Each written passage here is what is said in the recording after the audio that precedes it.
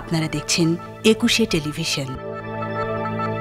রংপুর বিভাগ সহ বেশ কয়েকটি জেলায় বইছে মৃদু শৈত্যপ্রবাহ। দিনে রোদ আর সন্ধ্যা থেকে সকাল পর্যন্ত ঘন কুয়াশার চাদরে ঢাকা থাকে চারদিক। কনকনে শীত আর কুয়াশায় বড় বীজতলা সহ ক্ষতি হচ্ছে বিভিন্ন ফসলেরও। প্রতিনিধিদের সহায়তায় আরো জানাচ্ছেন সমর ইসলাম।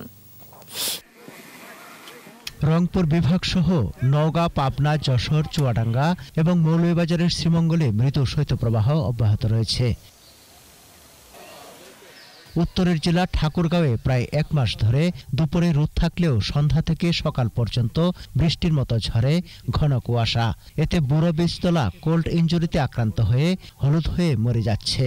সেচ ও কীটনাশক প্রয়োগ করেও ফল পাচ্ছেন না বলে জানান চাষিরা। বিচন নষ্ট হয়ে যাচ্ছে, এই জন্য পলিথিন ঢাকা দিয়ে এনে রক্ষা হচ্ছে না। কয়েকদিনের ঘন কুয়াশা আর ঠান্ডার প্রভাব পড়েছে গাইবান্ধার পোল্ট্রি খামারগুলোতে। রোগে আক্রান্ত হচ্ছে মুরগি, ছোট হচ্ছে ডিমের আকার। এতে আয় কমেছে খামারিদের। শীতের জন্য মুরগি খুব একটা বাড়তেছে না, তারপরে খাইতেছে না, আর বাজারের অবস্থা খুব ভালো না। শীতের জন্য মুরগিও খাটতে পারছে না, কিন্তু ডিমও ছোট দেয়। নওগাঁতেও বইছে মৃদু শৈত্যপ্রবাহ। দিনে সূর্যের দেখা মিললেও বিকেল থেকে হিমেল হাওয়ায় বাড়ে শীতের দাপট। ঘন কুয়াশায় ক্ষতি হচ্ছে বুড়ো ধানের বীজতলা। কৃষকরা জানান কোল্ড ইনজুরির কারণে হলুদ হয়ে মরে যাচ্ছে বুড়ো ধানের চারা। কুয়াশা ধরছিল দেখে বেসনটা ফেলার পর বেসনটা ওঠেনি গো। কুয়াশার কারণে বিচুন মরে যাচ্ছে, তার কারণে আমি ৮ বিঘা মাটি আমি লাগাতে পারবো না। চুয়াডাঙ্গায় টানা ২ সপ্তাহ ধরে কুয়াশার সঙ্গে বইছে শৈত্যপ্রবাহ। বুড়ো ধানের বীজতলা কোল্ড ইনজুরিতে আক্রান্ত হওয়ায় দুশ্চিন্তায় কৃষক।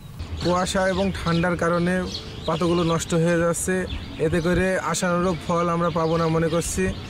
এদিকে ঢাকার কেরানীগঞ্জে প্রধানমন্ত্রী শেখ হাসিনার দেয়া উপহার হিসেবে অসহায় ও দুস্থ শীতার্তদের মাঝে ৬,০০০ কম্বল বিতরণ করা হয়েছে।